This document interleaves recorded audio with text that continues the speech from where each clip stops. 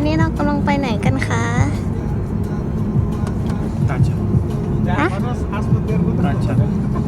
ตาชาสวัสดีค่ะทุกคนตอนนี้เราก็อยู่บนรถนะคะและเราก็กำลังจะเดินทางไปบ้านตากอากาศเป็นบ้านที่ซาชาอยู่ตอนฤดูร้อนฤดูหนาวอ่ะจะอยู่ในเมืองเพราะว่ามีฮีเตอร์แต่ว่าเหมือนฤดูร้อนอ่ะเราจะออกไปอยู่นอกเมืองเพราะว่าบ้านตรงนั้นไม่มีฮีเตอร์แล้วก็บ้านตรงนั้นสามารถปลูกผักได้นะคะก็คือเราจะใช้บ้านหลังนั้นอยู่ในช่วงฤดูร้อนแล้วก็กิจกรรมของเราก็คือจะมีการถูกต้องใช่ไหมจงสูก็คือจะปลูกมันฝรั่งที่บ้านนูนนะคะก็จะต้องอยู่ดูแลต้นไม้อะไรอย่างเงี้ยผลผลิตเพื่อเก็บไว้กินในฤดูหนาวนะคะเดี๋ยวเราไปดูกันว่าบ้านฤดูร้อนเนี่ยเป็นยังไงเดี๋ยวให้ทุกคนดูบรรยากาศเมืองยาคุสนะคะ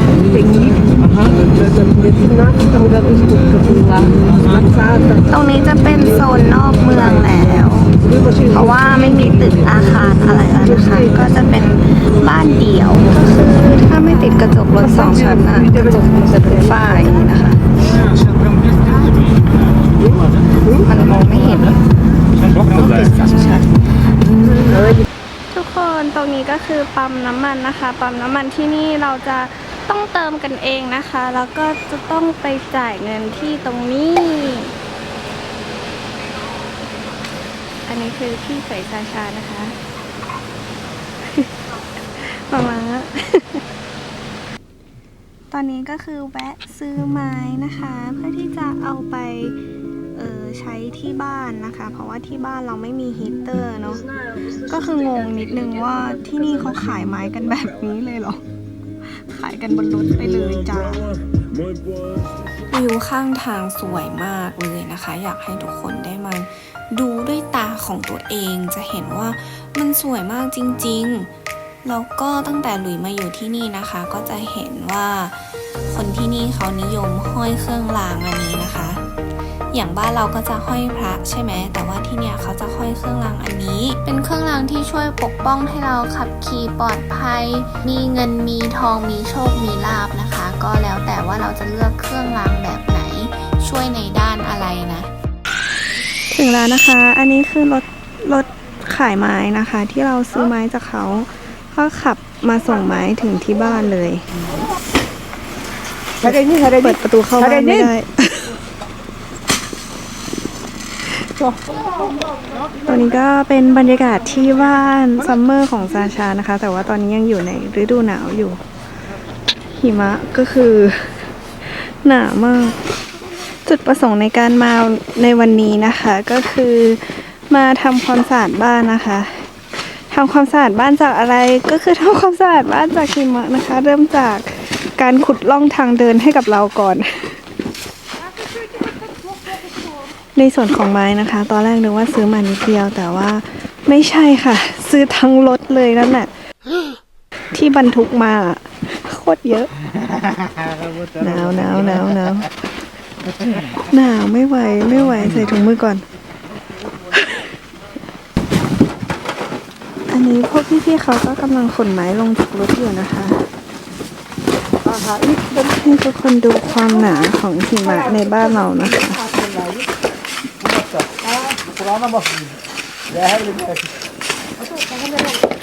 เหนื่อย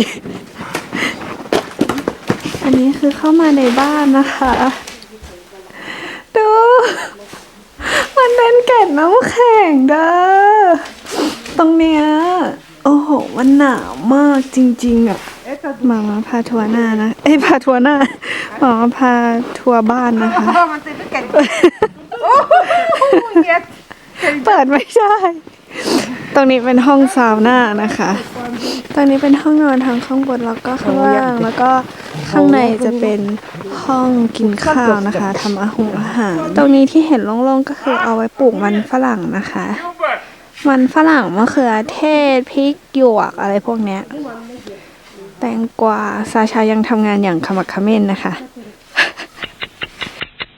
ก็คือตอนนี้กลับบ้านกันแล้วนะคะงงมากว่าทำไมแม่เอาปิดประตูไม่รอฉันเลย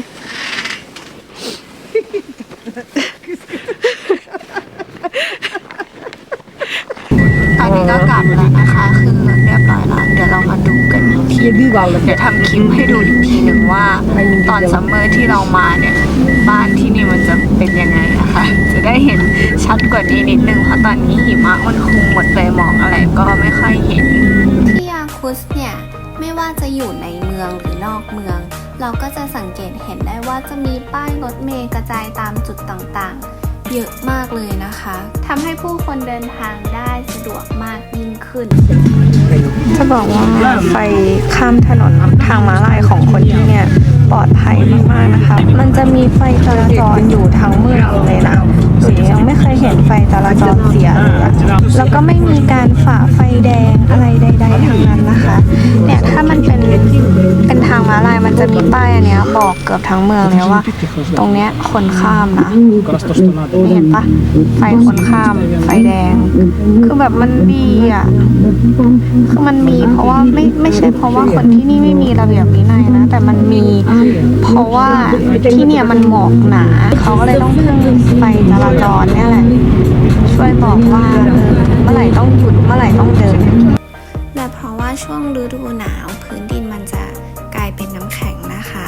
เพื่อนๆก็จะเห็นว่าตึกอาคารที่นี่เนี่ยก็จะยกสูงขึ้นมาอีกชั้นหนึ่งและด้วยสภาพอากาศตึกอาคารที่นี่ไม่สามารถสร้างสูงเกิน15ชั้นได้นะคะ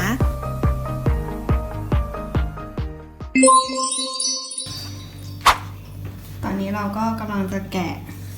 เค้กกินนะคะเค้กอันนี้มันคือเค้กบ้าเค้กบออะไรก็ไม่รู้นะอร่อยมากแต่ว่าจะบอกว่าเค้กที่เนี่ยขายเป็นกิโลคือ1กิโลอ่ะ660แต่ถ้าครึ่งกิโลเนี่ยก็จะราคาเนี้ยแล้วขายแบบขายครึ่งกิโลก็คือขายครึ่งวงอ่ะขายเค้กไม่เต็มวงงงมากเลยเพิ่งเคยเห็นที่นี่ที่แรกนี่หน้าตาเป็นอย่างนี้มันเรียกว่าเมดาวิกมันอร่อยมากจริงๆอยากให้ทุกคนได้กินนี่ค่ะน้ำชาของเราพร้อมแล้วค่ะกับเค้กคือมันเป็นแบบมันเป็นเลเยอร์อ่ะอันนี้คือที่ซาชาหั่นออกมาให้ดิฉันรับทานนะคะคือกินไปนิดนึงแล้วคือหั่นบางขนาดนี้ดูดิเนี่ยหั่นให้มันแบบหนาๆหน่อยได้ไหมยังไง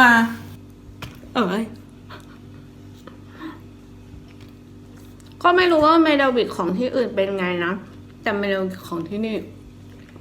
มันดีมากเมดาวิก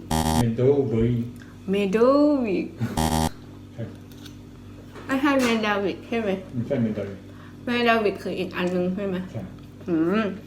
เมดาวิกคืออีกอันนึงแต่อันนี้คือเมดาวิก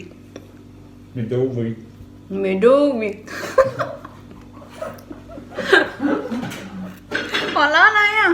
มาเขาพูดไม่ถูกเหรอครับเมดาวิกเอาหัวแล้วทำไมอ่ะอร่อยมันดีอยากให้ทุกคนได้กินไปละบ๊ายบายวันนี้อยู่ๆก็เกิดเรื่องไม่คาดคิดขึ้นนะคะก็เดี๋ยวเราไปจ่ายตังค์เข้ามาได้แค่ทีละ1 คน